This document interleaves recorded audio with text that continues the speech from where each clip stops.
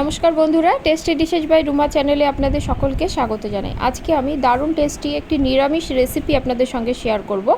আজকের recipe soya চাপ কারি। নিরামিষ দিনগুলোতে এভাবে একবার সয়া চাপ কারি রেসিপিটি ট্রাই করতে পারেন।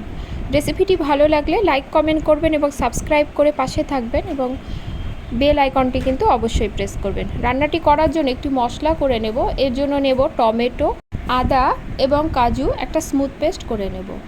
সয়া চাপ রেসিপিটি আমি আগেই আপনাদের সঙ্গে শেয়ার করেছি। সয়া চাপগুলো আমি কিন্তু ছোট ছোট করে কেটে স্টোর করে রেখেছিলাম, সেটা বের করে নেব। রান্নাটি করার জন্য কড়া বসিয়ে দিয়ে দেব সর্ষের তেল। তেলের পরিমাণটা একটু বেশিই দেব। এবার বড় এবং ডুমো করে কেটে রাখা আলুটা বেশ লাল লাল করে ভেজে তুলে নেব। ওই তেলেই সয়া চাপগুলো দিয়ে দেব।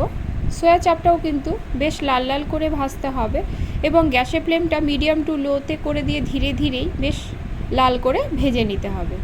সয়া চাপটা আমার ভাজা হয়ে গেছে, দেখুন কালারটা কতটা সুন্দর এসেছে। এবার আমি চাপগুলো তুলে নেব। ওই তেলেই ফোড়নে দেব গোটা গরম মশলা, তেজপাতা এবং গোটা জিরে। ফোড়নটা থেকে যখন সুগন্ধ বেরোবে তখন টমেটো, আদা এবং কাজুর পেস্টটা দিয়ে দেব। মশলাটা কিন্তু ভালো করে এবার কষিয়ে নিতে হবে। টমেটোর একটা কাঁচা গন্ধ থাকে, সে গন্ধটা চলে যাওয়া পর্যন্ত আমি কষিয়ে নিয়েছি। মোটামুটি 2 থেকে 3 মিনিট আমি কষিয়ে নিয়েছি। এবার আরও বেশ কিছু মশলা যোগ করব। দিয়ে দেব হলুদ, ঝাল লঙ্কার গুঁড়ো এবং কালারের জন্য দিয়েছি কাশ্মীরি লঙ্কার গুঁড়ো। দিয়ে দেব ধনে গুঁড়ো এবং জিরে গুঁড়ো। মশলাটা আপনারা আপনাদের রান্নার পরিমাণ অনুসারে কম বেশি করে নেবেন। অল্প জল দেব। জল দিয়ে মশলাটা আমি ভালো করে মিনিট 5 মতো কষিয়ে নেব। এই মশলা কষানোর উপরে রান্নার টেস্টটা কিন্তু নির্ভর করছে। ভেজে রাখা আলুটা দিয়ে দেব আর দিয়ে দেব সয়া চাপ। মশলার সঙ্গে আমি কিন্তু আরও 3 থেকে 4 মিনিট ভালো করে কষিয়ে নেব। প্রতিবারই আমি অল্প অল্প করে জল দেব এবং মশলাটা আমি কষিয়ে নেব। দিয়ে দেব পরিমাণ মতো নুন। নুনটা দিয়ে আমি ভালো করে মিশিয়ে নেব। মিনিট 2 মতো নুন দিয়ে আমি মশলাটা কষিয়ে নিয়েছি। এই রান্নাটি এতটাই টেস্টি হয়, আপনারা ভাত, রুটি, পরোটা, পোলাও সব কিছুর সঙ্গেই কিন্তু খেতে পারবেন। ছোট চামচের 2 চামচ টক দই ভালো করে ফেটিয়ে নিয়ে আমি এর মধ্যে দিয়ে দেব। আবারও ভালো করে কষিয়ে নেব। দইটা যখন দেবেন গ্যাসের ফ্লেমটা কিন্তু একদম লোতে দিয়ে দইটা দেবেন।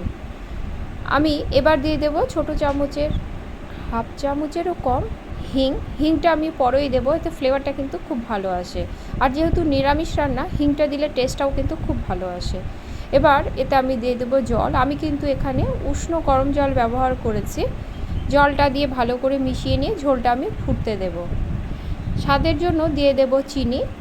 আর নিরামিষ রান্নাগুলোতে মিষ্টিটা কিন্তু বেশ ভালো লাগে। ঢাকা দিয়ে 5 থেকে 6 মিনিটের মতো রান্না করে নেব। ঢাকা খুলে দেখে নেব, দেখুন গ্রেভিটা কিন্তু অনেকটাই কমে এসেছে। আলুটাও কিন্তু সুন্দরভাবে সেদ্ধ হয়ে গেছে এবং কালারটাও কতটা সুন্দর এসেছে। আমি এখানে যেহেতু সম্পূর্ণ নিরামিষ করছি, আপনারা চাইলে পেঁয়াজ রসুন দিয়েও করতে পারেন। দিয়ে দেব গরম মশলার গুঁড়ো আর দিয়ে দেব 1 চামচের মতো ঘি।